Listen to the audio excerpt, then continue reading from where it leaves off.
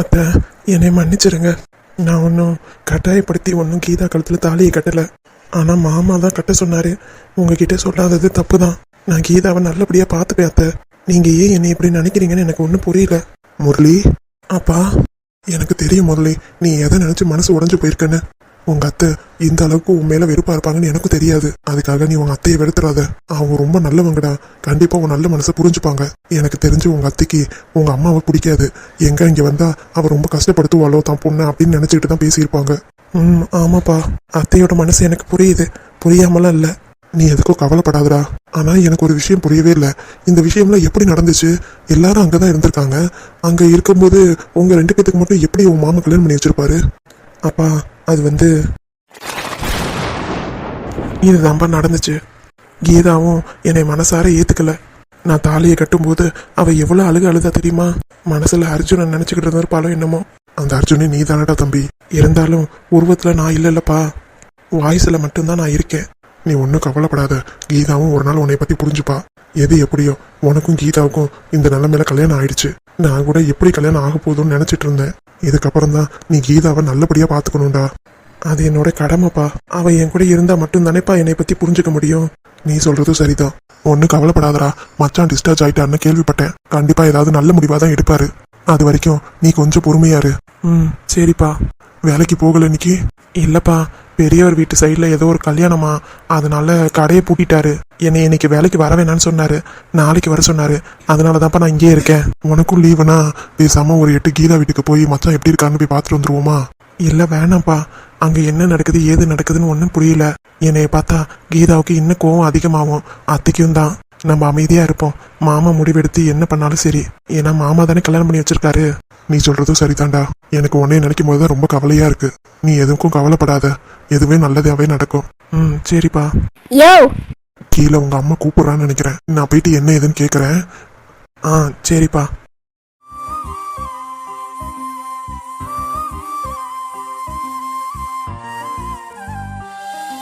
நிலவு சாரணி வீசும் குளிர் காதலி ஆசை வந்து ஆசை தீர ஆடுகின்ற ஊஞ்சலி கொட்டும் பனி மாயம் நீ கோடை வெயில் சாயம் நீ துள்ளி விளையாடும் மண்ணில் தோகையாகும் காலம்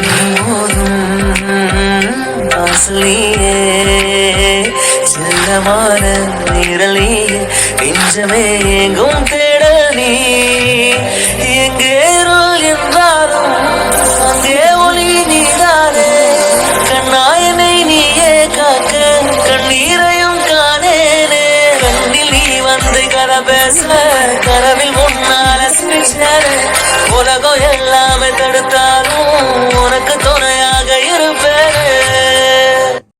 அர்ஜுன், நான் உங்களை ரொம்ப மிஸ் பண்ணுறேன். உங்களை விட்டு ரொம்ப தூரத்துக்கு போயிட்டேன். இனிமேட்டு உங்கள்கிட்ட முன்ன மாதிரி என்னால் பேச முடியாது. ஆனால் உங்கள்கிட்ட பேசணும் போல தோணுது.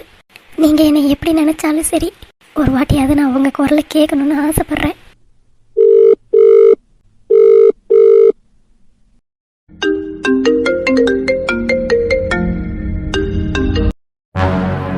கீதாவா ஃபோன் அடிக்கிறது?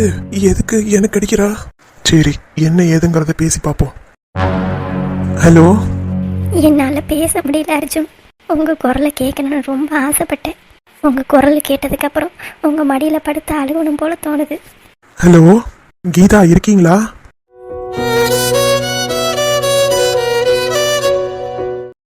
நீ ஏன் என்கிட்ட எதுவும் பேச மாட்டேங்கிறன்னு எனக்கு தெரியும் கீதா. உன் மனசுல இருக்கிறதெல்லாம் என்கிட்ட கொட்டிருடி. மனசுலேயே வச்சுக்கிட்டு அழுதுகிட்டு இருக்காத கீதா. எப்போதும் நல்ல கலக்கலன்னு பேசுவேன். இப்போ நான் இத்தனை வாட்டி ஹலோ ஹலோன்னு சொல்லி நீ எதுவும் பேசாமல் தயங்கி நிற்கிறத பார்த்தா எனக்கு ரொம்ப மனசு கஷ்டமாக இருக்குடி. ஹலோ, ஏதாவது பேசு கீதா. நீ பேசுறதை கேட்கறதுக்காக தான் நான் இருக்கேன். என்னால தான் நீ இப்படி இருக்க. கண்டிப்பா என்னோட அன்பு ஒரு நாள் உனக்கு புரியும்டி. அதுக்காக நான் வெயிட் பண்ணிக்கிட்டு இருக்கேன். நீ எதுலையும் தோத்து போல கீதா. உனக்கானவனே நான் தான் அந்த அர்ஜுன். கூடிய சீக்கிரம் நான் யாருங்கிறத நீ புரிஞ்சுப்படி. இப்ப பேசு, இப்ப என்கிட்ட பேசி உன் மனசுல இருக்கிறதெல்லாம் என்கிட்ட கொட்டு. அப்பயாவது உன் மனசு ஆறுதலா இருக்கான்னு பாப்போம். பேசுடி.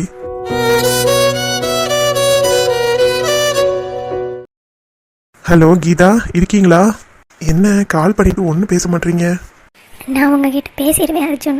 எனக்கு கல்யாணம் ஆயிடுச்சுன்னு உங்களுக்கு தெரிஞ்சா எங்கே கங்க்ராச்சுலேஷன்ஸ் கீதா நல்லபடியாக வாழுங்கன்னு நீங்கள் என்கிட்ட சொல்லிடுவீங்களோன்னு எனக்கு ரொம்ப பயமாக இருக்கு அர்ஜுன்.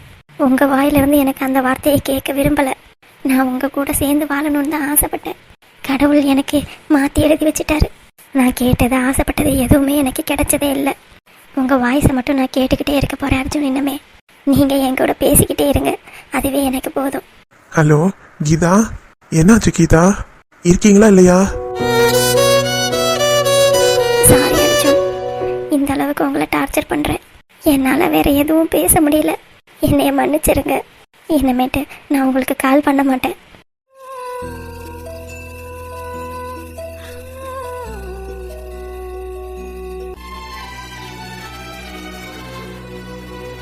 என்னைய மன்னிச்சிருடி. நீ இந்த அளவுக்கு மனசு உடைஞ்சு போய் எந்த வார்த்தையும் பேசாம வைக்கிறேன்னா அப்ப எந்த அளவுக்கு நான் உன்னைய காயப்படுத்திருப்பேன். நீ என்னைய மன்னிச்சிருடி. கண்டிப்பா ஒரு நாள் நீ என்னைய புரிஞ்சுப்ப கீதா. இதுக்கப்புறம் நீ எனக்கு ஃபோன் அடிச்சாலும் நான் நல்லா தான் பேசுவேன்.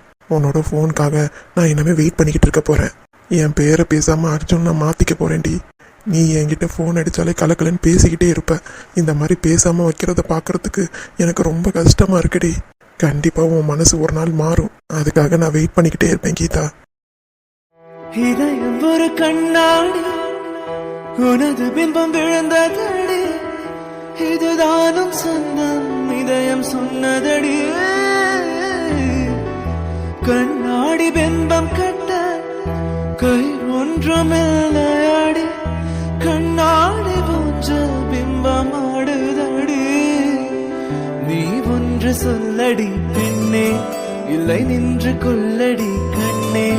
இந்த வாழ்க்கையே உந்தன் விழி விளிம்பில் என்னை துரத்தாதே உயிர் கரையேறாது. எனக்கு தெரியும் கீதா, உன் மனசுல யாரும் இருக்காங்கன்னு.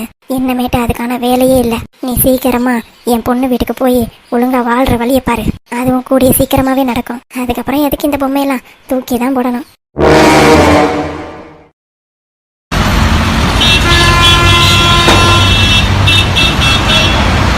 தேவியக்கா. வா சின்ன பொண்ணு, உன்னையதான் தேடிக்கிட்டு இருந்தேன். என்னையவா? என்ன விஷயம்க்கா? இல்ல சின்ன பொண்ணு, எனக்கு என்னமோ இங்க நடக்கிறத பார்த்தா எனக்கு ஒண்ணுமே புரியல. அக்கா, நீங்க இப்படி மொட்டையா பேசுறத பார்த்தா எனக்கு தான் ஒன்றும் புரியல. என்னங்கறத தெளிவா சொல்லுங்க. அது ஒன்றும் இல்லடி, என்னமோ 2 பேரும் கிளம்பி எங்கேயே போறாங்க. எங்க போறாங்கன்னு கரெக்டா தெரியல. கல்யாணத்துக்கு போறேங்கிறான், சும்மா வெளியே சுத்தி பார்க்க போறேங்கிறான். ஆனா போயிட்டு வந்துட்டு படத்துக்கு போயிட்டு வந்தாங்க, இந்த மாதிரி வேற இடத்துக்கு போயிட்டு வந்தாங்க அப்படின்னு தெரிய வருது. யாரக்கா சொல்ற? எல்லாம் தேனையும் என் மகனையும் தான் சொல்றேன். ஓ, 2 பேரும் வீட்டுல இல்லையா? இல்லடி. எங்கக்கா போயிருக்காங்க? அதான் சொல்றேன்ல, கல்யாணத்துக்கு போயிருக்காங்க. கல்யாணத்துக்கு தானேக்கா போயிருக்காங்க, போயிட்டு வரட்டுமே. எனக்கு என்னமோ அவங்க கல்யாணத்துக்கு போற மாதிரியே தெரியலடி. ஏன்க்கா அப்படி சொல்ற? கல்யாணத்துக்கு போறதா இருந்தா நகை நட்டு புடவை எல்லாம் கட்டிட்டு தானே போகணும். ஆமா. ஆனா இவ ஏதோ பிக்னிக்கு போற மாதிரி சுடிதாரை மாட்டிக்கிட்டு தலையை விரிச்சு போட்டுக்கிட்டு இவ பாட்டுக்கு போறா. ஒருவேளை மண்டபத்துல எதுவும் மாத்திப்பாலோ என்னமோ. நீயே கேட்க வேண்டியதானேக்கா? அடியே, நான் எப்படி விடுவேன்? கேட்டனே. அப்ப என்ன சொன்னாங்க? அவங்க அம்மா வீட்டுக்கு போறாங்களாம், அங்க நகையெல்லாம் எடுத்து மாட்டிப்பாங்களாம். அப்புறம் என்னக்கா, நல்லது தானே. அடியே, அவங்க கிளம்பி 1.5 மணி நேரம் ஆகுது. சரி. ஆனா அவங்க அம்மா வீட்டுக்கு போகவே இல்லையா. இது எப்படிக்கா உனக்கு தெரியும்? அது அது எனக்கு தெரியும். எனக்கு தெரிஞ்சவங்க ஒருத்தவங்க சொன்னாங்க. அதெல்லாம் எதுக்கு இப்ப? நான் சொல்ற கதையை மட்டும் கேளு. ஆக தேனு வீட்டுல யாரோ ஒரு இன்ஃபார்மர் உனக்கு இன்ஃபார்ம் பண்ணிக்கிட்டே இருக்காங்க. அவங்கள ஸ்டாப் பண்ணா இங்க நல்லா இருக்கும் குடும்பம், அப்படித்தானே? என்ன சின்ன பொண்ணு அப்படியே உறைஞ்சு நின்னுட்ட? இல்லக்கா, இங்க இருந்து எப்படி நீ தேனு போற இடத்தெல்லாம் கண்டுபிடிக்கிற அப்படிங்கறத யோசிச்சுக்கிட்டு இருக்கேன். அட நீ வேறடி, நான் இப்பதான் மைனிக்கு போன் அடிச்சேன். என்னன்னு? தேன் அங்க வந்துட்டாளா அப்படின்னு கேட்டேன். என்ன வரல அப்படின்னு சொன்னாங்க. அப்படியா? அட ஆமா சின்ன பொண்ணு, எனக்கு மைனியை தவிர வேற யாரு தெரியாங்க சொல்லு பாப்போம். இல்ல, இது நம்புற மாதிரி இல்லையே. யாரோ ஒருத்தர் தான் அக்காவுக்கு சொல்லி கொடுக்குறாங்க. தேவி, தேனு. அக்கா, உங்க வீட்டுக்கு யாரும் விருந்தாளி வந்திருக்காங்களே. யாருன்னு தெரியலையே. மைனி, நீங்களா? ஏன் தேவி, நாங்க வரக்கூடாதா? இல்ல அப்படிலாம் இல்ல, இப்படி திடுதுப்புன்னு வந்து நிக்கிறீங்களே, அதனால என்ன ஏதுன்னு கேட்டேன். அது ஒன்றும் இல்லை தேவி, இங்கிட்டு ஒரு கல்யாணம் நடந்துச்சு, அதை பார்க்கலான்னு வந்தோம். அப்படியே தேனையும் உன்னையும் பார்த்துட்டு போலான்னு வந்தோம். ஓ அப்படியா? சின்ன பொண்ணு, உன்கிட்ட நான் அப்புறம் பேசுகிறேன். வீட்டுக்கு விருந்தாளி வந்திருக்காங்க, நம்ம அப்புறம் பேசுவோம். ம். வாங்க மைனி, வாங்கண்ணே, உள்ளார போய் பேசுவோம். சரி தேவி. தேனு எங்கே இருக்கா? தேனு இதோ வரேன் மைனி. ஆக 2 பேருமே பொய் சொல்லி தான் விளையாண்டுக்கிறாங்க. மாமியார் கிட்ட மருமகளும் மருமக கிட்ட மாமியாரும். அப்பப்பா 2 பேரும் என்னமா நடிச்சுக்கிறாங்க. இதுல மருமக சரியில்லைன்னு மாமியார் என்கிட்ட வந்து குறை சொல்லுது. அப்படி எங்க போயிருப்பா தேனு தெரியலையே. தேனு வெளியே போறது இருக்கட்டும், இந்த தேவி அக்காவுக்கு இன்ஃபர்மேஷன்லாம் யாரு சொல்றது? ஒரு நாள் இப்படிதான் ஏதோ ஃபோன் கால் வந்துச்சுன்னு அறக்க பறக்க என்னை போக சொல்லி அது பாடு குசு குசுன்னு பேசிக்கிட்டு இருந்துச்சு. அந்த நபர் யாருங்கிறத கண்டுபிடிக்கணும். ஆமா தேவி, வந்ததுலேருந்து பார்க்குறேன், எங்க தேனு காணவே காணா. தேனு உங்க வீட்டுக்கு தானே வரேன்னு சொல்லி கிளம்புனாங்க 2 பேரும். அங்க வரலையா? அங்கயா? எதுக்கு? இல்ல மைனி, தேனோட ஃப்ரெண்டு யாருக்கோ கல்யாணம்னு சொல்லிட்டு தான் அங்க வந்து புடவை மாத்தணும் அப்படின்னு தீபக் சொன்னா. கல்யாணமா? எனக்கு தெரிஞ்சு அப்படி எந்த ஃப்ரெண்டுக்கும் கல்யாணம் இல்லையே. என்ன ஏதுன்னு தெரியல. ஒருவேளை தேனை கேட்டா தெரியும்னு நினைக்கிறேன். நான் நேத்தெல்லாம் ஃபோனே அடிக்கல. சரி சர்ப்ரைஸா இருக்கணுமே நாங்க 2 பேரும் கிளம்பி வந்தோம். இங்க வந்து பார்த்தா தேனு நம்ம வீட்டுக்கு போயிருக்கா. சரி தேவி, வந்தது வந்துட்டோம். தீபாவளிக்கு தாலி பிரிச்சு கோக்குறோம், அது அடுத்த வாரம் வருது. அதான் அப்படியே சொல்லிட்டு போலான்னு வந்தோம். கல்யாணத்துக்கு தான் வரமாட்டேன்ட்ட, தாலி பிரிச்சு கோக்குறதுக்காக வந்துரு. அது வந்து மைனி, நான் வரக்கூடாதுன்னு இல்லை, கொஞ்சம் உடம்பு சரியில்லை, அதனால வர முடியல. இதுக்குன்னு உடம்பு சரியில்லைன்னு சாக்கு சொல்லிடாதடி. தாலி பிரிச்சு கோக்கணும், நீ முன்ன இருந்து நடத்தணும். கண்டிப்பா வந்துரு. என்ன ஏங்க சொல்லுங்க. ஆ தேவி, நான் சொல்லன்னு நினைக்காத, கண்டிப்பா தாலி பிரிச்சு கோக்கறதுக்கு நீ வந்துடணும். கண்டிப்பா வந்துடுறேனே. நீங்க இருக்கிறீங்களா? நான் போய் சமைச்சு எடுத்துட்டு வரேன். அதெல்லாம் ஒண்ணு வேணாம், நாங்க வந்த வேலை முடிஞ்சிருச்சு. தேனி இருந்தா இன்னும் கொஞ்சம் நேரம் இருந்திருப்போம். அவளும் இல்லையா, அப்புறம் எதுக்கு? நாங்க கிளம்புறோம் தேவி. என்ன மைனி, வந்திய உட்காந்தியே பேசுனியே, கிளம்புற ஏரிய, ஒரு தண்ணி கூட குடிக்காம போறிய?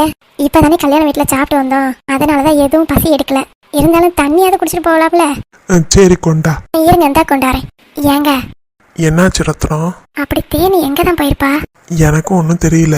நேற்று எதுவும் போன் பேசும்போது சொன்னாலா? இல்லைங்க, ஹாஸ்பிட்டலுக்கு தான் போகணும்னா ஒருவேளை தேவி கிட்ட போய் சொல்லிட்டு தான் கிளம்பியிருக்காங்க போல. இப்போ நம்ம வந்து காட்டி கொடுத்த மாதிரி ஆயிடுச்சு. அதை எப்படியாவது சரி பண்ணிட்டு தான் நம்ம இங்கேருந்து போகணும். சரி ரத்னம், தேவி வரா, அமைதியாரு. சரிங்க. தேவி சொல்லுங்க மைனி.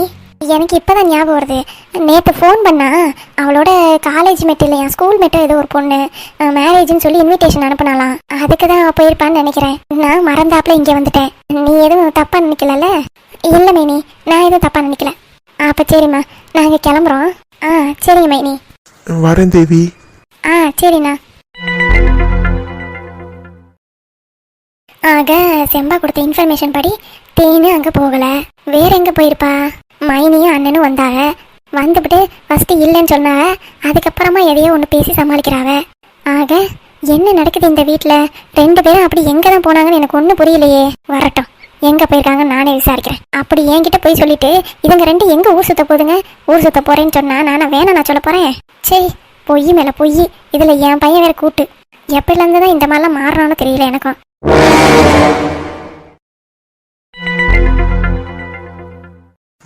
வாச்சினமா? அடே, நான் சும்மா ஒரு ரூமுக்கு வந்துகிட்டே இருக்கேன்னு மட்டும் நினைக்காதடா. கல்யாணம் உன் முன்னாடி நடத்தி உன் பொண்ணை வீட்டிலே வச்சிருக்கிறதுக்கு எதுக்கு கல்யாணம் பண்ண? சீக்கிரமா அவ புருஷன் வீட்டுக்கு அனுப்புற வழியை பாரு. நான் பேசுறேன் சின்னம்மா, கொஞ்சம் பொறுமையாரு. ஏண்டா, உன் பொண்டாட்டி பிள்ளைக்கு எதுக்குடா இம்புட்டு பயம்? இங்க பாரு, உன் பொண்டாட்டிக்கு பயந்து நீ நடந்தன்னு வை, நம்ம கீதாவோட வாழ்க்கை தான் ஒண்ணும் இல்லாம போயிடும். நான் உனக்கு நல்லதுதான் சொல்லுவேன், எதா இருந்தாலும் யோசிச்சு முடிவிடு. நான் வரேன். இப்ப நான் என்ன பண்றது? ராஜுகிட்ட நான் எப்படி பேசி புரிய வைக்கிறது? ஐயோ, எனக்கு இதுவே பெரிய டார்ச்சரா இருக்கே. இன்னைக்கே ராஜுகிட்ட பேசிடுவோம். எங்க மாத்திரை என்ன போட்டுட்டீங்களா? போட்டுட்டே ராஜு. சரிங்க, லேசா அப்படியே படுத்துருக்க, நான் போய் சமைக்கிறேன். ராஜு ஒரு நிமிஷம். சொல்லுங்க. கீதா எங்க இருக்கா? கீதா அவ ரூம்ல இருக்கா. கீதாவுக்கு நடந்ததெல்லாம் எனக்கு தெரியும். இல்ல ராஜு, இப்ப அதை பத்தி பேசி எனக்கு நியாயம் கிடைக்க போறதில்ல. அதை பின்னாடி பேசிக்கலாம். இப்போதைக்கு எந்த முடிவும் எடுக்க வேண்டாம். இல்ல ராஜு, நான் சொல்றத கொஞ்சம் கேளு. நீங்க என்ன சொல்ல போறீங்க? நானே உங்களை நினைச்சும் என் பொண்ணை நினைச்சும் ரொம்ப வருத்தப்பட்டுக்கிட்டு இருக்கேன். ராஜு, நீ என்ன பண்ணாலும் சரி, கீதாவுக்கு கல்யாணம் ஆயிடுச்சு. நீ என்ன சொன்னாலும் சரி, இந்த மாதிரி ஒரு கல்யாணத்தை என்னால ஏத்துக்கவே முடியாது.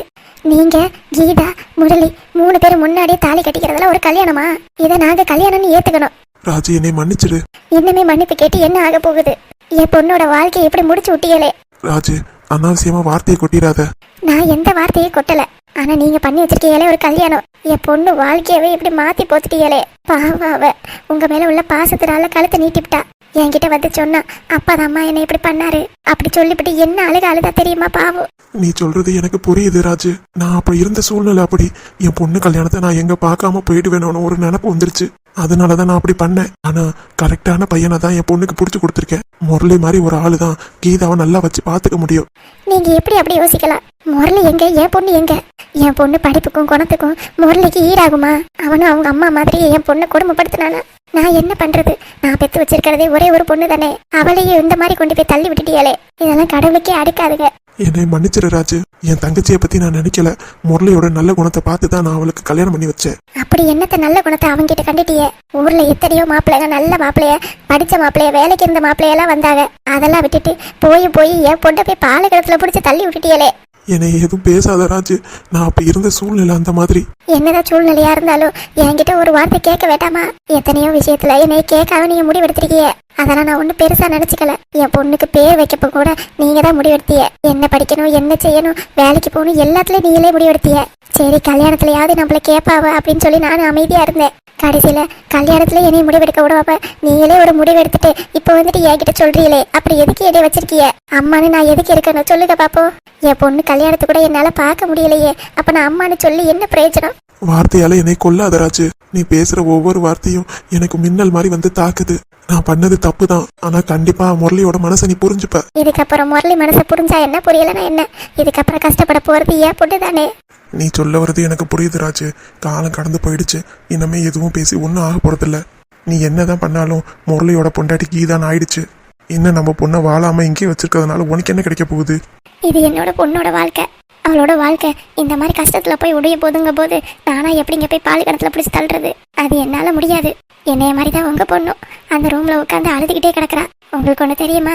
எப்பவுமே ஆபீஸுக்கு லீவு போடாத புள்ள இன்னைக்கு லீவு போட்டுட்டு என்ன பண்றது ஏது பண்றதுன்னு தெரியாம தவச்சிட்டு கிடக்குறா. இந்த நாளை எப்படியாவது மாத்தி வைக்க முடியாதா அப்படின்னு நினைச்சுக்கிட்டு ஒரு வாய் கூட அவ சாப்பிடவே இல்லை. என்ன கீதா சாப்பிடலையா? ஆமாங்க, அழுத மேனிக்கு கண்ணு ரெண்டு வீங்கி போய் கிடக்கு. நீங்க உங்களை மட்டுமே நினைச்சு இந்த வேலையை பண்ணிருக்கீங்க.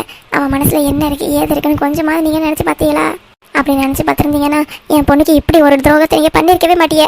இதெல்லாம் நினைக்கும் போது என் மனசே ரொம்ப ரணமா இருக்குங்க. என்ன பண்ணாலும் கீதா இங்க இருக்க கூடாது. அவளுக்கு கல்யாணம் ஆனது உண்மை. கண்டிப்பா அவ முரளி வீட்டுக்கு தான் போய் ஆகணும். இல்ல இது வேணா நீ தடுத்தீன்னா அது நான் செத்ததுக்கு சமம். என்னங்க? நான் சொல்றத சொல்லிட்டேன். உன் பொண்ணுக்கு பேசி புரிய வச்சு நீ தான் அவளை அனுப்பி வைக்கணும். இதுக்கு மேல பேச என்னால முடியாது. எனக்கே இப்பதான் ஆட்ல ஆபரேஷன் பண்ணிட்டு இப்பதான் வந்திருக்கேன். நானும் கீதா நல்லபடியா வாழ்றத நான் பார்க்கணும். நான் உன்கிட்ட இந்த மாதிரி நான் பேசினதே இல்லை ராஜு. தயவு செஞ்சு என் பொண்ணை அவளை போய் வாழ விடு. உன் காலில் வேணா விழுகிற. ஏங்க என்ன வார்த்தை சொல்லிட்டிய? நீங்க ஏன் காலில் விழுகிறதா? என் பொண்ணு வாழணும்னா நான் என்ன வேணாலும் பண்ணுவேன் ராஜு. ஏங்க என்னை புரிஞ்சுக்கவே மாட்டேங்கிறீங்க. நம்ம பொண்ணு அங்க போனா ரொம்ப சந்தோஷமா இருக்க மாட்டான்னு தாங்க நான் சொல்றேன். அதை நீங்க புரிஞ்சுக்காம நீங்க உங்க பேச்சிலேயே தான் இருக்கிறீங்க. ராஜு, இதுக்கு மேல என்கிட்ட எதுவும் பேசாத. தயவு செஞ்சு கீதா கிட்ட பேசி எப்படியாவது அவளை முரளி வீட்டுக்கு அனுப்பி வச்சிரு. அது உன்னால மட்டும்தான் முடியும். ஏன்னா அவளை இந்த அளவுக்கு கொண்டு வந்து உட்கார வச்சிருக்கிறது நீதான். நீயாவது ஏதாவது சப்போர்ட் பண்ணுவேன்னு நினைக்கிறா. அழுவாத ராஜு.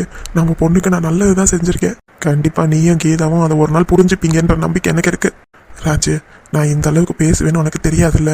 ப்ளீஸ் எனக்காக நீ இந்த மாதிரி பண்ணு. போய் கீதா கிட்ட பேசி எப்படியாவது அவளை முரளி வீட்டுக்கு அனுப்பப்பாரு. நான் உன்கிட்ட கேட்குற கடைசி கோரிக்கை இதுதான். ஏங்க இந்த மாதிரிலாம் என்கிட்ட பேசுறீங்க? கடைசியானா இங்க பாரு ராஜு, முடிவு எடுத்தாச்சு. நடந்தது நடந்துருச்சு. இன்னமே பேசினாலும் அழுகுறதுனால எதுவும் மாற போறதில்ல. அதை முதல்ல புரிஞ்சுக்கங்க. நீ முதல்ல கீதா கிட்ட பேசி அவன் வாழ்க்கைக்கு ஒரு வழியை பாரு. சொல்றத சொல்லிட்டேன். அதுக்கப்புறம் உன் இஷ்டம்.